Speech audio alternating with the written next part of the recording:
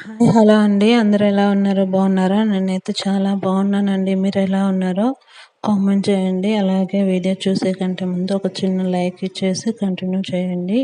అలాగే ఎవరైనా కొత్తగా చూస్తున్నట్టయితే నా ఛానల్ని సబ్స్క్రైబ్ చేసుకొని సపోర్ట్ చేస్తారని అనుకుంటూ ఉన్నాను.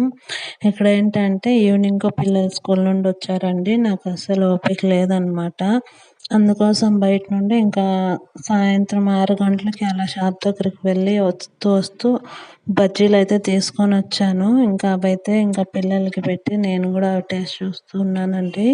మా ఇంటి దగ్గర కొంచెం ఈ బజ్జీలు షాప్ ఉందండి. భలే ఫేమస్. జరిగేది కూడా మంచిగా జరుగుతుంది వాళ్ళకి బిజినెస్ అయితే.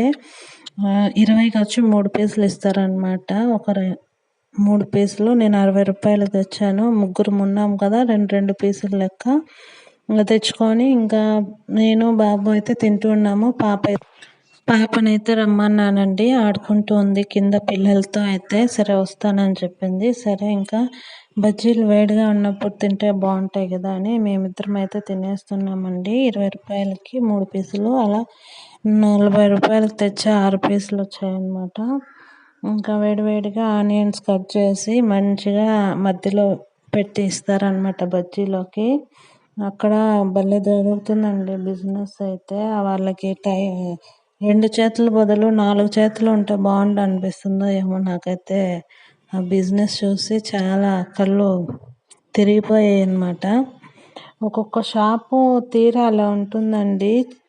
ఆ టేస్ట్ బట్టి కొంతమంది వస్తే ఆ ప్లేస్ కూడా కొన్ని అట్లా లాగుతూ ఉంటుందన్నమాట మనుషుల్ని. తర్వాత ఇంకా మా అమ్మాయి వచ్చి తినేసి ఇంకా హోంవర్క్ చేయమంటే డ్రాయింగ్ గీసుకొని కొంతసేపు తర్వాత హోంవర్క్ చేస్తాను అనింది. ఓకే అని చెప్పేసి ఇంకా మనం చెప్పింది ఆడింటారండి వాళ్ళు చెప్పిందే మనం వినాలి కదా.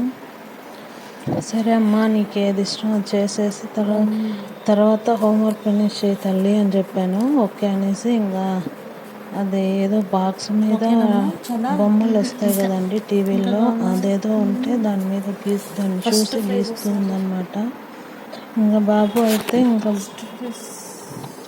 వాడు హోంవర్క్ చేసుకుంటూ ఉన్నాడండి. కొంచెం గట్టిగా చెప్తే తప్ప వీళ్ళ బుక్స్ అయితే ఎత్తారు, అంత సతాయిచ్చేస్తారు. ఇంకా ఓకే అనేసి ఇంకా వాళ్ళ పని వాళ్ళనైతే నేను చేసుకోమని చెప్పాను. నేను కొంచెం బట్టలు ఉంటే అవి నానబెట్టేసాను అనమాట, మార్నింగ్కి ఉతుకుతాము అని.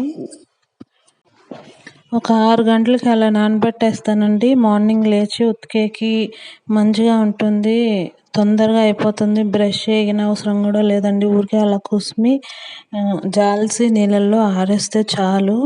అప్పటికప్పుడు అంటే మురికి వదలదు. అందుకోసం నేను ఇలా ఇంకా బట్టలు నానబెట్టేసి ఇంకా పిల్లలకి ఇంకా చెప్పాను కదా, వాళ్ళు హోంవర్క్ చేసి డిన్నర్ చేసి పడుకునేసామండి. ఇంకా మార్నింగ్ పిల్లలు లేవగానే ఇంకా వాళ్ళని రెడీ చేయడము. తర్వాత ఇంకా వరలక్ష్మి పండుగ వస్తూ ఉంది కదా, ఇంకా ఆ నెలలో ఎందుకులే శ్రావణ మాసంలో అని, ఇది శ్రావణ మాసం ముందు వీడియో అండి. ఇంకా మొత్తం నీట్గా కర్టన్స్తో సహా క్లీన్ చేసుకుందామని మళ్ళీ నెక్స్ట్ డే అయితే స్టార్ట్ చేశాను అనమాట. ఇదంతా ఈవినింగ్ స్టార్ట్ అయిందండి బట్టలు నానబెట్టడం అయితే. ఇంకా మార్నింగ్ ఉతుక్కుంటానని నేను వ్లాగ్ కూడా ఈవినింగ్ నుంచి పిల్లలు స్కూల్ నుండి వచ్చిన తర్వాత మార్నింగ్ పిల్లల్ని స్కూల్కి పంపించేంత వరకు అయితే వీడియో తీశాను. ఇంకా ఉంటాయి కదా ఇంట్లో లేడీస్ ప్రాబ్లమ్స్, ఇంకా వాటి గురించి చెప్పనక్కర్లేదు కదండి మీకు. ఇంకా నాకు కూడా శ్రావణ మాసము స్టార్ట్ అవుతుంది అన్నంగా నాకు మొత్తం ఇంట్లో క్లియర్ అయిపోయింది అనమాట. ఇంకా మంచిగా హ్యాపీ అనిపించింది. ఇంకా మొత్తం బట్టలు బెడ్షీట్లు అన్నీ దిండు కవర్లతో సహా మొత్తము ఉతికేసానండి. ఆ వీడియో నెక్స్ట్ వీడియోకి అయితే పెడతాను, ఎందుకంటే లెంత్ ఎక్కువైపోతుంది, అలాగే వీడియోస్ అంతగా చూడరు కదా అనే ఉద్దేశంతో. ఇంకా మార్నింగ్ లేచి పిల్లల్ని స్కూల్కి రెడీ చేసి తర్వాత బట్టలు అయితే ఉతికేస్తానండి. ఇంకా వాళ్ళు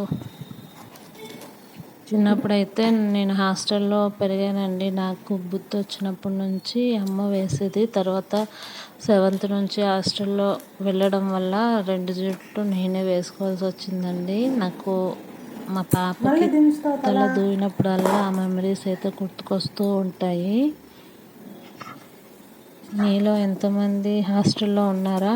ఒకవేళ అమ్మాయిలైతే కష్టము, అబ్బాయిలైతే వాళ్ళకి ఏముంటుందండి, ఊరికే అలా అలా దూకొని వెళ్ళిపోతారు. హాస్టల్లో అమ్మాయిల పరిస్థితి అలా కాదు కదా, ఏ టు జెడ్ మనమే అన్నీ చేసుకోవాలి. అది కాకుండా అమ్మ వాళ్ళు ఇంకా బట్టలు కూడా బట్టలతో సహా మనమే వాష్ చేసుకోవాలి కదండి. నా పరిస్థితి అయితే అలా అనమాట. అలా మా అమ్మాయికి తల దూవినప్పుడల్లా నా హాస్టల్ లైఫ్ అయితే గుర్తుకొస్తూ ఉంటుంది. 4 ఇయర్స్ ఉన్నానండి. 7th, 8th, 9th, 10th అనమాట. ఇంకా తర్వాత 10th అవుతానే మ్యారేజ్ అయిపోయింది. ఇంకా లైఫ్ గురించి ఇంకెందుకులేండి మాట్లాడుకోవడము.